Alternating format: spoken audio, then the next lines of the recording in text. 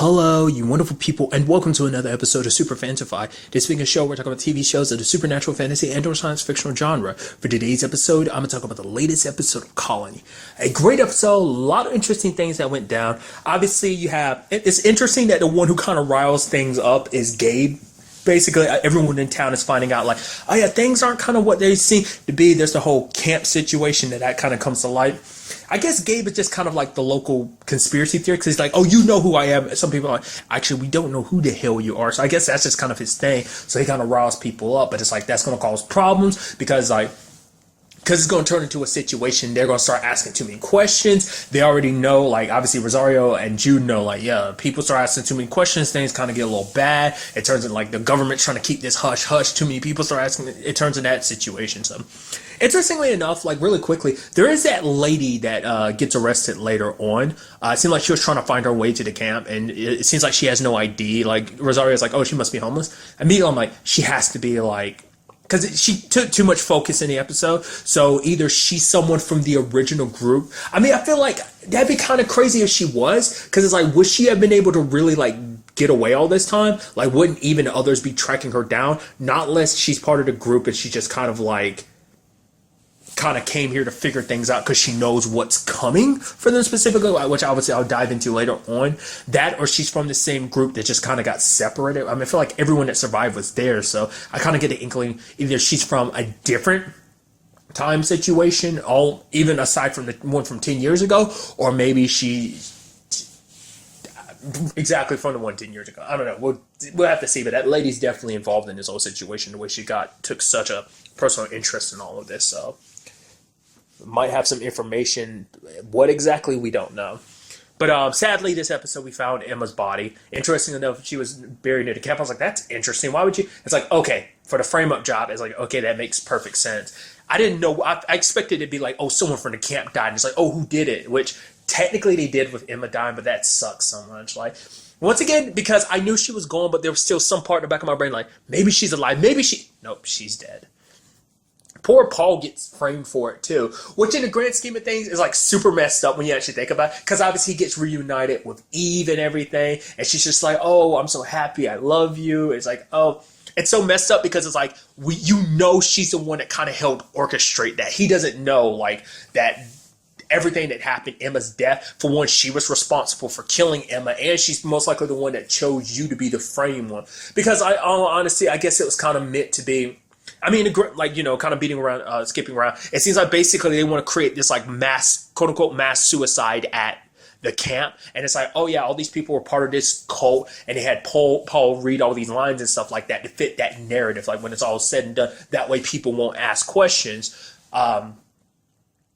So I'm guessing it's a situation of either Eve is going to try and keep him safe, or is it just because, like, she couldn't bring herself to let Paul be there? Like, if anyone's going to take Paul out, it's probably going to be her type of situation. It's like, he's my husband, so it's my responsibility. She's like, I didn't want him to come here, but lo and behold, here we are, So that's my only assumptions about why specifically Paul. So, because I was wondering, like, who, like, I mean, because Paul's the only one that could give them information. Like, the reason why Emma was there in the first place was because of, Paul. So, and she said it herself, but Paul still, obviously it's the woman you love. You wouldn't think that she's connected to all of this. Is the fact is that she's like, anyone that knows the truth has to be taken care of. Like, I don't know, maybe she is going to try and welcome him into this group.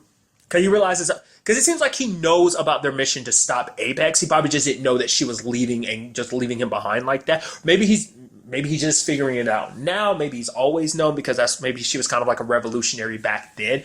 They were kind of part of the big fight. I mean, especially the dude that died that, like, Reese ended up killing, who's from the 10-year situation too. He was well known for hunting apexes. So it seems like that group is probably, like, comprised of, like, resistance fighters type of thing. So are they going to welcome Paul in, or is it just going to, like, the fact that they made him throw that video and everything makes it seem like, yeah, they're probably going to kill him in the end too. Like I said, she most likely wants to be the one to do it. So just kind of sad. Like, this is the woman you love. For him, it's like, it's been 2 months. For her, it's been 10 years. She's kind of built her own life and everything like that. So, but for her, it's like, oh, it's the ends justify the mean, because it's all about, the future. It's like, obviously we know about them taking the drastic tactics that they are, because it turns out, because we end up learning from Reese this episode, 7% of the population hold the genetic marker that will eventually give birth to Apex. Which, when you think about billions of people, it's like, well, 7% is not a lot, but it's like, when you think about that in grand scheme of things, that's a shit ton of people.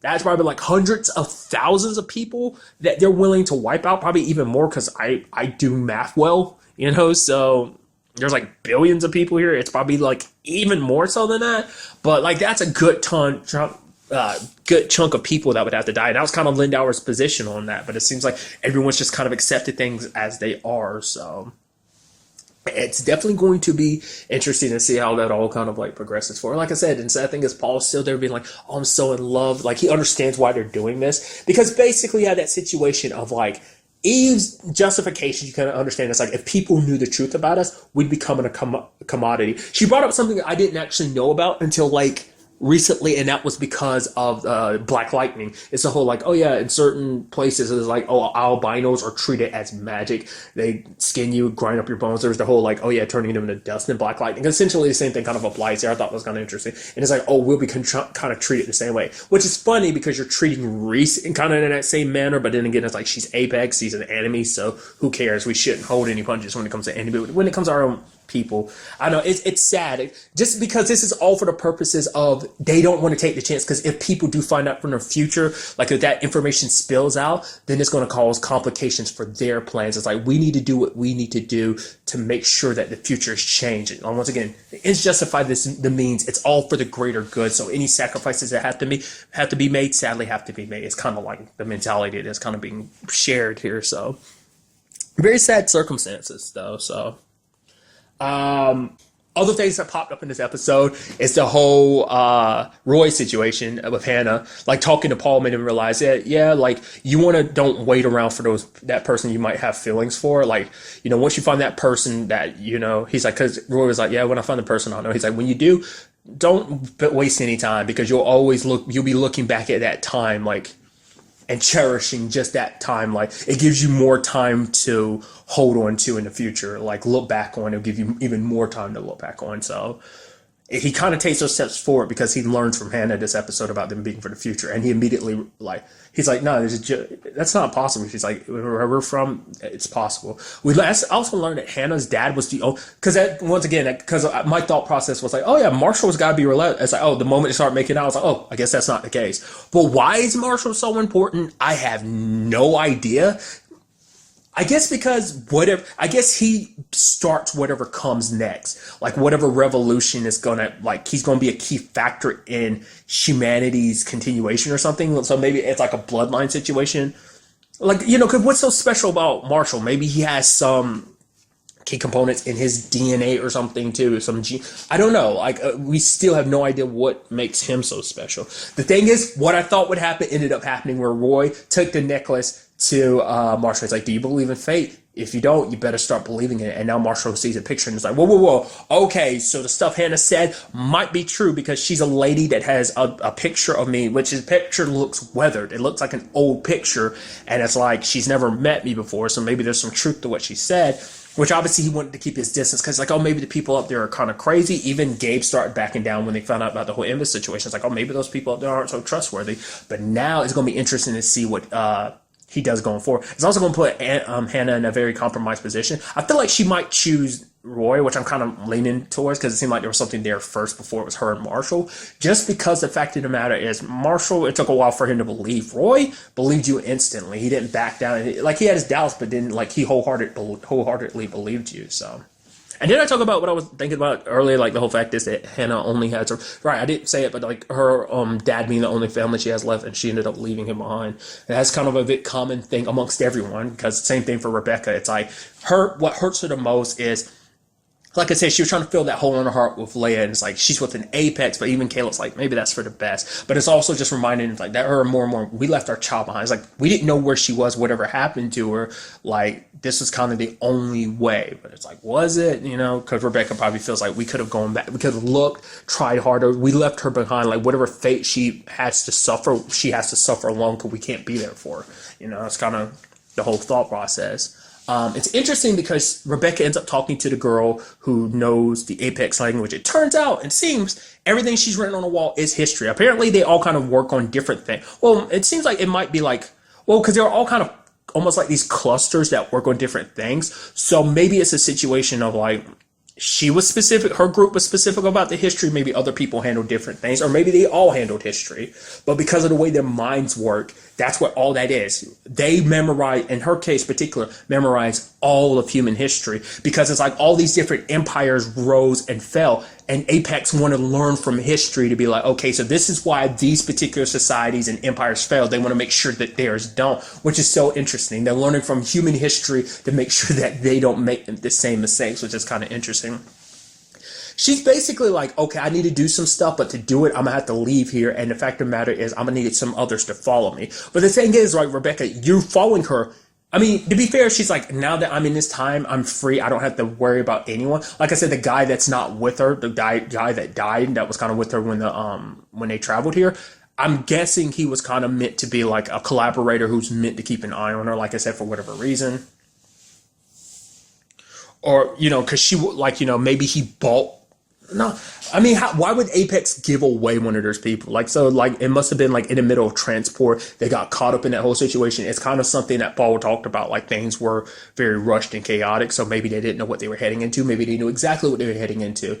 I mean, like I say, he's a guy. So maybe he took her because he knew what she knew and knew he could take advantage of it. So it's definitely going to be interesting because, like, everything she knows about how this is all going to play out. I mean, granted, there's going to be lapses in that because of the whole, like, oh, even them, like, what they're doing now won't be in the history books. Will probably change things. Maybe make big waves, maybe make small waves, but even small waves eventually down the road, to become large waves themselves, become tsunamis in a sense. So, but there's that argument in the back of my head where it's like, but who's to say she's up to good? Like, for all you know, she might be a key figure in facilitating the Apex's control. Which, yes, it's like, well, she was kind of like their property, so obviously she's going to do everything she can to destroy them. But I guess that kind of puts like another party, another group on the on the playing field, on the chessboard, I guess, in a sense. But it's also going to be interesting to see what happens between Rebecca and Caleb because of this. Because I'm sure for her, it's just kind of like Caleb's so content in things being the way they are. He's handling things his way, and she kind of wants to handle things her own way.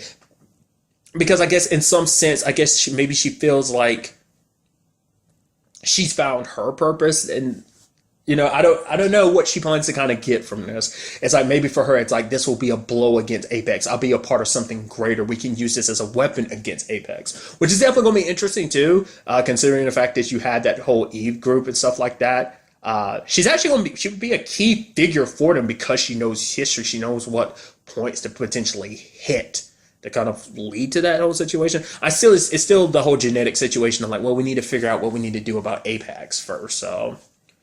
Which we see Sophie kind of get brought into it. It's just kind of interesting. Her condition's gotten worse to the point she's literally near death's door. They're like, yeah, she has maybe a week left, which is why Lindauer's kind of like, oh yeah, let her do whatever she wants to. What if she figures it out? Who cares? She's going to die. I was like, well, what if she doesn't? Trust me, she will. So kind of seems like he's implying like, oh, when she's done what she's done, even if her illness doesn't kill her, we'll kill her. It's kind of what I'm implying from that situation. But even she's kind of like, Sophie's just kind of in this mainly for herself. But she realizes the messed up situation that Reese is in. I can only assume she does tell Reese, like, okay, I'll make sure you get out of this. I can only assume it's like she's going to go to Jude. That's the only other person she can go to. I also was kind of halfway expecting Jude to kind of tell Frost everything. I mean, he ends up pointing it out. It's like, I think she's a little suspicious. Oh, we find her body now, even though we didn't find it before. And it's like, yeah, didn't hear no gunshots or anything. So it's like, yeah, it didn't happen around here. So I don't know. It's just kind of interesting to see what happens with all that. Because Sophie did sneak out with some of her blood, which Reese did warn her, if you don't have the genetic marker, you will die. Because for her, it's not just about her heart, because like her heart is just today's problem. Eventually, like any other thing, cancer, some other illness can strike her down. It's like this way, she's got preventative measures. Basically, she doesn't want to take everything that makes an apex an apex. She wants to kind of be selective about what she wants, kind of, and kind of carry those traits over to herself. Once again, we'll see whether that happens or not. I mean, for all we know, Sophie might be a carrier. It'd be kind of interesting if it turns out that she's actually kind of like a relative of Reese. I mean, potentially. I mean, she could be one of the genetic markers that led to eventually, Reese happening. So it's definitely going to be interesting to see what she ends up getting up to once she kind of saves her own life, which is kind of like, you're selfish, but at the same time, it's like, under your circumstances, you have end all be all cure in front of you. So obviously, of course, you're going to be selfish, especially like when you're literally nearing the end like that. So. And Jude found out about Emma's route, which means he's going to find out about Eve, which is going to be interesting. So which information is going to get to him first? Will Sophie get to him first? Will the Eve situation get to him first? What's going to happen? Because the moment he starts digging too deep into stuff, like they've already tried screwing him over, you know, at some point they're just going to like go even harder and just probably like make up evidence saying like, oh, he did this, he did that. Like, oh, making him responsible for some murder and kind of getting him taken down like that. I don't know. That's immediately where my mind is, but we'll kind of have to wait and see how everything plays out. And I'm assuming this whole situation about the camp is also going to include the agents that are there too. Because, I mean, I get the feeling it's like, well, we can't take any chances what they know, because they'll probably like know things are a little, not unless they're going to order the agents to do that. But once again, it's like people know about it. But now because of the whole body situation, I guess that kind of two birds with one stone. It got everyone in this town to kind of calm the hell down, while also like making it so like, oh yeah, we won't go near that camp just because like, oh, those people might be murderers type of thing too. Plus it just kind of like I said, isolates them a lot more, making what they need to do a lot easier. So like I said, I'm very interested to see what the next episode has in store for us with continuing all of this. So, but really that's all I want to talk about in this episode. Till the next time we meet, be happy, be safe, live life to the fullest, and enjoy it. Good day and good